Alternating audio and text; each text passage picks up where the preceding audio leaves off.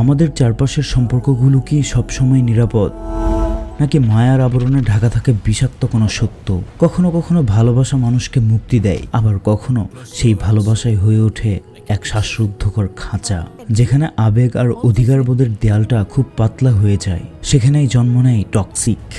ঘটনা আজকে না, বরং আরো 3 বছর। এক বাস্তবতা, আমরা যাকে নিজের পৃথিবী ভাবি সে কি আসলে আমাদের ভালো চায়, নাকি তার ছায়ার নিচেই আমাদের সব স্বপ্নগুলো প্রতিনিয়ত নীল হয়ে যায়? রিসেন্টলি নির্জন নাহয়েল এবং আরোহী মিম নিয়ে এসেছে এক ভিন্নধর্মী সম্পর্কের গল্প, টক্সিক। ঘটনা আজকে না, বরং আরো 3 বছর। পরিচালক রাজশঙ্কর খুব নিপুণভাবে দেখিয়েছেন কিভাবে একটি সুন্দর সম্পর্ক ধীরে ধীরে এক বিষাক্ত মোড় নিতে পারে এবং সেই পরিস্থিতি থেকে উত্তরণের পথ কতটা কঠিন। আপনি কি প্রস্তুত এই বাস্তবতার মুখোমুখি হতে? তাহলে আজই দেখে ফেলুন এই সময়ের অন্যতম আলোচিত নাটক টক্সিক। আপনারা যারা নাটকটি শেষ করেছেন, আপনাদের প্রতি একটি বিশেষ প্রশ্ন। বাস্তব জীবনে আপনি কি কখনো এমন কোনো মানুষের মুখোমুখি হয়েছেন যার ভালোবাসা আপনার কাছে আশীর্বাদের বদলে একসময় টক্সিক মনে হতে শুরু করেছিল? এমন পরিস্থিতিতে আপনার সিদ্ধান্ত কি ছিল? টক্সিক, ওর ভিতরে অনেক কিছু চলছে।